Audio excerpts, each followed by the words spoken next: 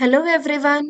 Welcome to Lit Summary World. This is Jyoti Chaudhary and आज के इस वीडियो में हम कर रहे हैं हमारी क्लास 7 की एनसीईआरटी बुक पूर्वी के यूनिट 2 विट एंड ह्यूमर। इसमें दो प्रोज चैप्टर हैं प्लस एक पोएम है। So let's start the summaries quickly. तो सबसे पहले आ जाता है हमारा chapter number 4, animals birds and doctor do little. ये एक प्रोज पीस है, मतलब कि स्टोरी फॉर्म में है, रिटन बाय ह्यू क्लॉफ्टिंग। अब समरी हम देखते हैं। The story opens with doctor do little. आपको ये नेम याद रखना है, ये हमारे मेन कैरेक्टर हो जाते हैं डॉक्टर डू लिटिल, जो कि अपने किचन में है और ये ट्रीट कर रही हैं कैट्स फूड मैन को। अब कैट्स फूड मैन कौन है? वो इंसान जो कि कैट्स का फूड बेचता है। उसके स्टमक में पेन हुआ था, इसीलिए वो डॉक्टर के पास आया है और ये दोनों बातें करने लगते हैं, डॉक्टर और cat's food man. You can see in the picture here. The cat's food man notices Dolittle's deep love and understanding of animal. अब जो ये कैट्स फूड मैन है वो समझता है कि जो डॉक्टर है वो कितना प्यार करते हैं एनिमल से और कितना अच्छे से उन्हें समझते हैं। He praises Dolittle's book on cats and suggest that Dolittle should stop treating silly human patient and become an animal doctor instead. Even वो ये सजेस्ट भी करता है कि जो डॉक्टर डू लिटल ने एक बुक लिखी है कैट्स के ऊपर, वो इतनी अच्छी है, उन्होंने इतना अच्छे से कैट्स के बारे में बताया है, तो वो कहता है कि आपको ह्यूमन का डॉक्टर नहीं बल्कि एनिमल्स का डॉक्टर होना चाहिए। आप एनिमल्स को इतना अच्छे से जानते हैं जितना कि रेगुलर वेट्स भी नहीं जानते हैं। वेट बोला जाता है जो एनिमल्स के डॉक्टर होते हैं उन्हें। After the man leaves. अब ये मैन तो चला जाता है, cat's food man. Dolittle's clever parrot. अब देखिए कि इस कन्वर्सेशन को ये पैरट भी यहाँ पर सुन रहा था। इसका नाम है पोलिनीसिया। ये एक फीमेल पैरट है। Overhears and strongly agrees. अब वो भी जो है कहती है डॉक्टर डूलिटल से कि जो ये कैट्स फूड मैन था ये बिल्कुल सही कह रहा था। She proudly reveals a big secret. अब वो एक बिग सीक्रेट रिवील करती है। Animals can talk in their own language. कि जो एनिमल्स है उनकी अपनी लैंग्वेज होती है। Parrots like her speak to languages. और जो पैरट होते हैं उसके जैसे वो दो टाइप की लैंग्वेजेस बोलते हैं, एक तो ह्यूमन लैंग्वेज और दूसरी इनकी होती है bird language. Polynesia tells Doolittle that no existing animal doctors are good because they can't understand animals properly। और वो ये भी बताती है, पोलिनीसिया, आपको ये नेम भी याद रखना है अच्छे से। पोलिनीसिया ये भी बताती है कि जितने भी एनिमल के डॉक्टर्स हैं, जितने भी वेट्स हैं, वो इतने अच्छे नहीं हैं क्योंकि वो एनिमल्स को अच्छे से समझ ही नहीं पाते हैं। Excited and curious, Doolittle asked Polynesia to teach him bird language right away। फिर वो उससे कहते हैं कि अच्छा, क्या तुम मुझे बर्ड्स की लैंग्वेज सिखा सकती हो? On a rainy afternoon. और इस टाइम पर जो है काफी बारिश हो रही है बाहर। She starts teaching him. और वो उन्हें अब लैंग्वेज सिखाना शुरू करती है। And he ईगरली rights down the bird words. और वो जो है जितने भी वर्ड्स वो बता रही है, इवन वो एबीसी भी पूछता है बर्ड्स की लैंग्वेज की, वो सारी चीजें वो अपनी डायरी में नोट करना शुरू कर देते हैं।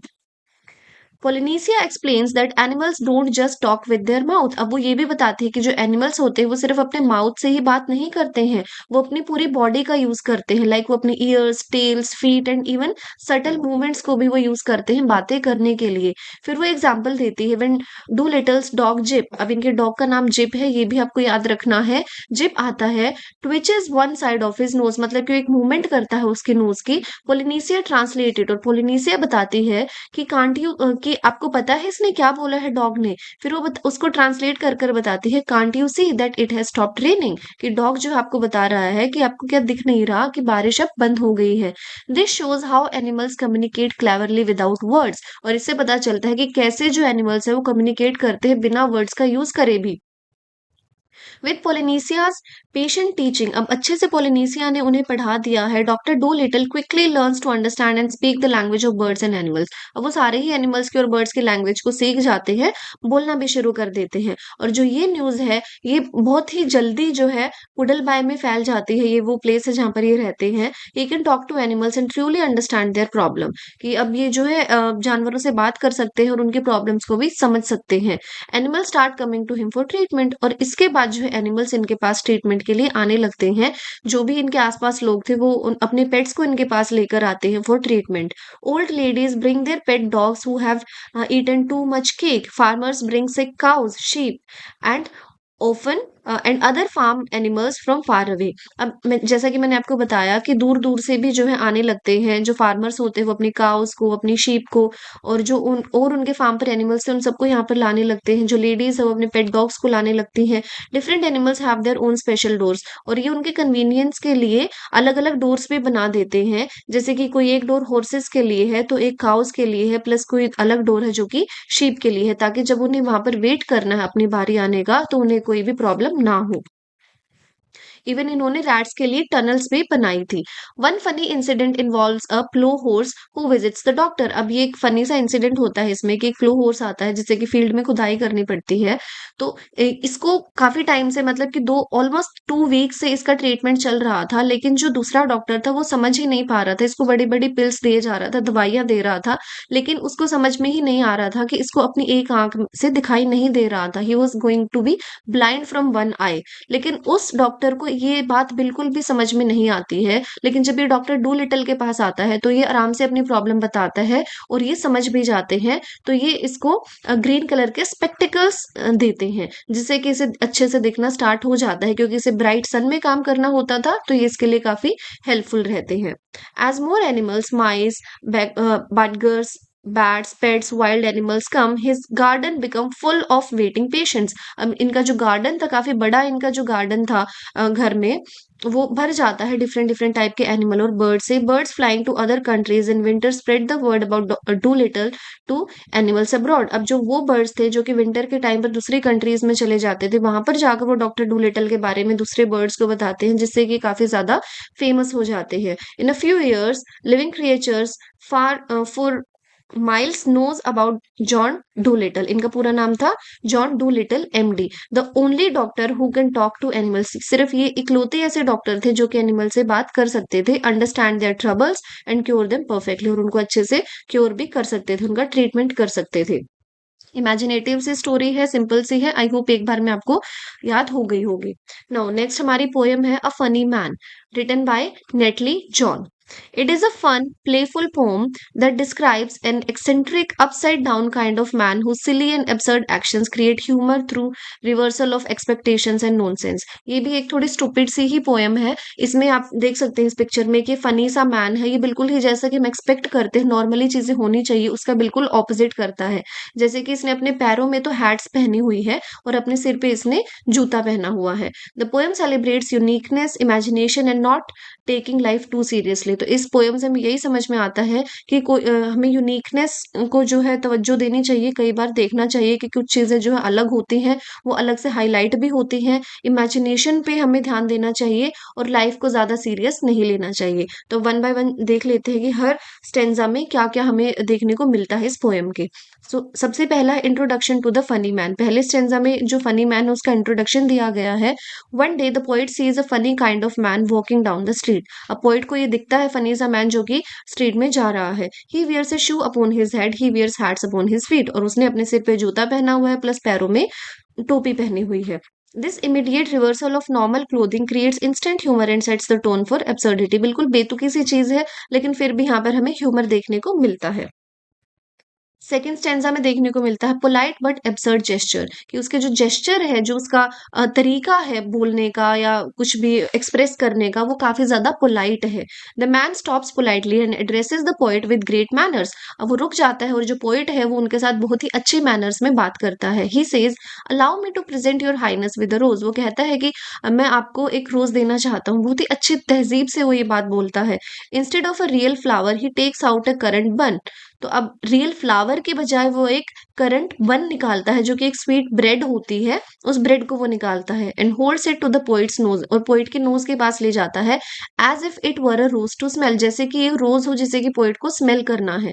दिस मिक्स अप अ बन for a flower is silly and charming. लेकिन एक सिली सी चीज है लेकिन फिर भी अट्रैक्टिव है। शोइंग हिज प्लेफुल इमेजिनेशन, जिससे कि उसकी प्लेफुल इमेजिनेशन को दिखाया गया है। थर्ड स्टेंजा में द पोइट्स क्यूरियस क्वेश्चन। अब क्वेश्चन यहाँ पर पोइट करने वाले हैं इनसे। अम्यूज्ड एंड पजल, उन्हें मजा भी आ रहा है लेकिन वो पजल्ड है, काफी कंफ्यूज्ड है। The poet ask him kindly, वो आराम से उनसे पूछते हैं उस फनी मैन से, why does he wear two hats at his feet, कि उसने जो है अपने पैरों में ये दो हैट्स क्यों पहनी हुई है। वो उनका मजाक नहीं उड़ा रहे हैं, बल्कि वो आउट ऑफ क्यूरियोसिटी ये क्वेश्चन पूछते हैं हमारे poet. Now in next stanza the funny man's response, वो क्या रिस्पॉन्ड करता है। Instead of giving a normal answer और एक्सप्लेनेशन, कोई नॉर्मल आंसर या फिर एक्सप्लेनेशन वो मैन नहीं देता है, बजाय इसके टर्न्स अराउंड ड्रामेटिकली, वो काफी ड्रामेटिक वे में टर्न कर देता है। Hopes home on his head, और वो जंप करते हुए जाता है अपने पैरों पर नहीं बल्कि अपने सिर पर। आप देख सकते हैं जैसे कि उसने सिर पे जूता पहना था तो वो जूते के थ्रू ही जंप करता हुआ अपने घर जाता है। ये बिल्कुल ही इम्पॉसिबल सी चीज लगती है, but it is what has happened in the poem. This final act is the most absurd, hopping on once head defies logic. यहाँ पे कोई लॉजिक यूज किया हुआ हमें दिखाई नहीं देता है। And ends the poem on high note of nonsense and laughter, और ऐसे हमारी जो पोएम है वो खत्म हो जाती है। अब जल्दी से थोड़ी बहुत जो इंपॉर्टेंट कोटेशन है वो देख लेते हैं। One day I met a funny kind of man upon the road to anywhere. देखिए बिल्कुल सिंपल हो जाती है समरी पढ़ने के बाद poem. He wore a shoe upon his head and hats upon his feet. He stopped politely, raised his hat, and said, "Allow me to present your highness with a rose." He took a currant one instead and held it to my nose. I asked him kindly why he wore two hats upon his feet. He turned around and then he hopped upon his head down the street. Now moving to the last chapter of this unit, Say the Right Thing. ये एक play है written by G.C. Thornley. अब ये one act play है, humerus play है, आपको मजा आएगा इसे पढ़कर, बिल्कुल छोटा सा है। इसकी सेटिंग रखी गई है क्योंकि जो हमारा प्ले होता है उसकी हमें सेटिंग भी पता होनी चाहिए। इसकी सेटिंग है लिविंग रूम में of Shah family home in the afternoon. Afternoon का टाइम है, लिविंग रूम की सेटिंग है। अब मेन कैरेक्टर्स हमारे इसमें 4 हैं, उनको देख लेते हैं। मिसेज शाह है, polite anxious mother who wants to impress guest. इनके घर पर गेस्ट आने वाले हैं और वो उनको इम्प्रेस करना चाहती है। Then Mary Shaw, young innocent talkative daughter. ये इनकी बेटी है जो कि 10-12 साल की है, यंग है, इनोसेंट है और काफी ज्यादा बोलती है। देन मिसेज हार्डिंग, एक गेस्ट है, sensitive about her appearance and family. And then Mrs Lee, second guest, has a brother who is a banker. तो ये हमारे 4 इंपॉर्टेंट कैरेक्टर यहाँ पर हो जाते हैं। अब देखते हैं हम, 2 सीन है इसमें सिर्फ, और देखते हैं दोनों सीन में क्या होता है। Mrs Shaw is getting the living room ready for guest. ये जो है अपने घर की साफ सफाई कर रही है, लिविंग रूम को साफ कर रही है। She ask her daughter Mary to put her coat away because two ladies Mrs Harding and Mrs Lee are coming soon. तो अपनी बेटी मैरी को बोलती है कि अब देख सकते हैं इसका कोट यहाँ पर पड़ा हुआ है कि तुम अपना कोट उठाकर अंदर रखाओ क्योंकि हमारे घर पर गेस्ट आने वाले हैं। और ये बात करनी है मिसेज हार्डिंग और मिसेज ली की, are coming soon and she wants the house to look neat. और वो चाहती है कि इनका घर साफ दिखे। Mary gets annoyed and says her mother always tells her to tidy up. अब मैरी को थोड़ा सा गुस्सा आ जाता है और कहती है कि आप हमेशा मुझे सफाई करने के लिए कहती रहती हैं। Mrs Shaw explains that she is not treating Mary like a child anymore but guest don't like mess. फिर वो उसे समझाती है कि मैं तुम्हें बच्चों की तरह ट्रीट नहीं कर रही हूँ, लेकिन अगर कोई गेस्ट आता है तो उन्हें मेस अच्छा नहीं लगता है, हमारा घर साफ सुथरा होना चाहिए। Mary ask who the guest are. फिर मैरी पूछती है कि कौन गेस्ट आ रहा है। मिसेज शॉ फिर उसे समझाती है, Mrs Harding is the wife of a rich man. जो मिसेज हार्डिंग है वो एक रिच मैन की वाइफ है, who bought a big house in Landfield. और लैंडफील्ड में ये लोग रह रहे हैं और यहीं पर उन्होंने भी एक काफी बड़ा घर खरीदा है। And Mrs Lee is his sister staying with them. और मिसेज ली जो है वो उनकी सिस्टर है जो कि उनके साथ ही रह रही है। Mary boast that she can talk very well and wants to stay and chat with the guest. फिर मैरी कहती है अपने आप के बारे में कि मैं बहुत अच्छे से बातें करना जानती हूँ और मैं रहना चाहती हूँ जब हमारे गेस्ट आएंगे और मैं उनसे बातें करना चाहती हूँ। Mrs Shaw is worried Mary might say the wrong things. लेकिन मिसेज शॉ को थोड़ा सा डर लगता है कि हो सकता है मैरी कुछ गलत बोल दे क्योंकि वो छोटी है। So she suggest Mary to go for a walk instead. वो कहती है कि बजाय इसके तुम क्यों ना एक वॉक के लिए चली जाओ। लेकिन मैरी मानती नहीं और वो कहती है कि नहीं, मुझे अच्छे से पोलाइटली बातें करना आता है, जैसे कि good afternoon and how are you. Mrs Shaw finally agrees Mary can stay. फिर मिसेज शॉ कहती है कि ठीक है तुम रह सकती हो, लेकिन उसे कहती है कि तुम्हें केयरफुल रहना है और सिर्फ काइंड थिंग्स बोलनी है, अच्छी बातें बोलनी है, उन्हें हंसाने की कोशिश करना। डोंट टॉक टू मच, और ज्यादा भी मत बोलना। And if they want to leave, और जब वो जाने की बात करेंगे, आस्क देम नाइसली, तो उनसे आराम से तुम पूछना और उन्हें ये एहसास करवाना कि तुम चाहती हो कि वो थोड़ा और रुक जाए। और तुम्हें कहना है मस्ट यू गो, कि आपका जाना जरूरी है, कांट यू स्टे, क्या आप रह नहीं सकते। Mary promises to remember everything. अब मैरी कहती है कि हाँ मैं सब कुछ याद रखूंगी। अब होता इसका बिल्कुल ऑपोजिट है। देखिए सीन 2 में जब गेस्ट आ जाते हैं तो मैरी क्या करती है। The guest arrive and everyone greets politely. सभी आराम से ग्रीट करते हैं, एक दूसरे को गुड आफ्टरनून बोलते हैं, बातें करते हैं। Mrs Shaw is happy they like Landfield. अब मिसेज शॉ को काफी अच्छा लग रहा है कि उन्हें ये शहर पसंद आ रहा है। Mary excitedly says to Mrs Harding. अब मिसेज हार्डिंग से मैरी कहती है, यहाँ से मैरी की जो है मिस्टेक्स होनी शुरू हो जाती है। पहले वो कहती है मिसेज हार्डिंग से, what beautiful children you have. वो कहती है कि आपके बच्चे कितने ब्यूटीफुल हैं। But Mrs Harding quietly reply she has no children. वो आराम से से कहती है कि मेरे तो कोई बच्चे हैं ही नहीं। मैरी को थोड़ा ऑकवर्ड लगता है, लेकिन वो कहती है कि मैंने उन्हें देखा है रोड पर चलते हुए। लेकिन मिसेस शो समझ जाती है और वो जल्दी से टॉपिक चेंज कर देती है और मिस्टर बेस्ट के बारे में वो बात करना शुरू कर देती है, जो कि ट्रैवल करते हैं ट्रेन से। रोज वो सुबह जाते हैं और शाम को आते हैं और वो ट्रेन में 2 न्यूज़पेपर पढ़ते हैं। और मैरी अब उनके बारे में बोलने लगती है। मैरी सेज बैंक, और वो एक बैंकर है। Mary says bankers can't think properly because they read newspaper all the time, कि जो बैंकर्स है वो अच्छे से सोच नहीं पाते। और क्या ये लाइफ होती है कि सुबह सुबह ट्रेन में जाओ और शाम को ही ट्रेन में आओ। उनकी तो लाइफ का कोई पर्पस ही नहीं है, वो अच्छे से लाइफ नहीं जीते हैं। और बैंकर्स जो है बिल्कुल भी सोच नहीं पाते हैं। इस बात से भी जो है मिसेस ली काफी अपसेट हो जाते हैं, क्योंकि उनका खुद का भाई जो है बैंकर है और वो बताते हैं कि मेरा भाई भी सुबह ट्रेन से जाता है और शाम को आता है, प्लस वो तो 3-3 न्यूज़पेपर्स पढ़ता है। यहाँ हो गई मैरी की दूसरी गड़बड़। मैरी अपोलोजाइजेस, वो माफी मांगती है। Then Mary comments on Mrs best cloth. अब वो मिसेस बेस्ट के क्लोथ्स के बारे में बात करती है, जो कि ब्लू ड्रेस डालती है और रेड कोट उसके ऊपर डाल लेती है। और मैरी हंसने लगती है। And Mrs Harding says she wears the same. फिर मिसेस हार्डिंग कहती है कि उनके पास भी ब्लू कलर की ड्रेस है और रेड कोट है और वो भी उनको कई बार एक साथ पहनती है। फिर से मैरी को ऑकवर्ड फील होता है। Mary keeps talking about other people. फिर वो और लोगों के भी बारे में जो भी बात करती है सारी ही उल्टी बातें पड़ती हैं। Mrs Cotter who is always ill. फिर वो मिसेस कॉटर के बारे में बात करती है कि वो तो हमेशा सुबह लेट उठती हैं और हमेशा डॉक्टर से ही मिलती रहती है। मुझे समझ नहीं आता ऐसे लोग कैसे ही रहते हैं, जो कि मॉर्निंग में बेड में ही रहते हैं और इतना जल्दी जल्दी डॉक्टर से मिलते हैं। मैं तो कभी डॉक्टर के पास नहीं गई।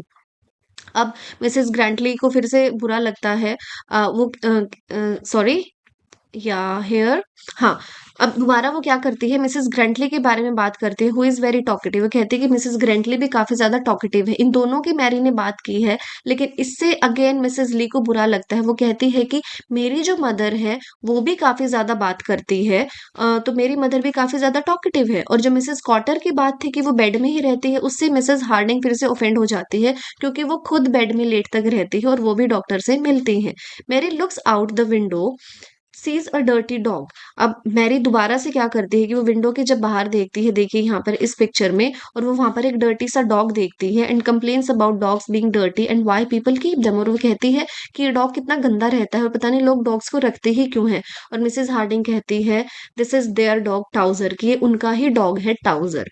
Mary feels embarrassed. अब मैरी को काफी ज्यादा एम्बेरस्ड फील हो रहा है। Later Mary talks about Mr Pomeroy and his horse. अब वो फाइनली एक और इनके जो पड़ोस में रहते हैं पोमरॉय की बात करती है और उनके हॉर्स की बात करती है, saying some man like horses more than people. और वो कहती है कि कुछ लोगों को तो हॉर्सेस ज्यादा पसंद होते हैं लोगों से। और मिसेस ली कहती हैं कि जो इनका भाई है उसको भी हॉर्स राइड करना पसंद है और शूट करना पसंद है। तो अगेन मैरी की बात फिर से उल्टी पड़ जाती है। The guest says it's getting late and they must go. अब जो गेस्ट है वो फाइनली कहते हैं कि लेट हो रहा है, हमें अब जाना चाहिए। Mary blurts out. फिर वो फिर से कहते हैं कि उसकी मदर ने जो उसे बताया था, लेकिन इसमें भी वो गड़बड़ कर देगी। वो कहती है oh you must stay, can't you go. वो कहती है कि क्या आपका रहना जरूरी है, आप चले क्यों नहीं जाते हैं। वो अपोजिट कर देती है सेंटेंसेस को, making the situation even funnier and more awkward. और इससे जो है सिचुएशन और भी ज्यादा ऑकवर्ड हो जाती है और यहीं पर हमारा जो प्ले है वो एंड हो जाता है। आई होप आपको पसंद आया होगा, काफी फनी सा प्ले था।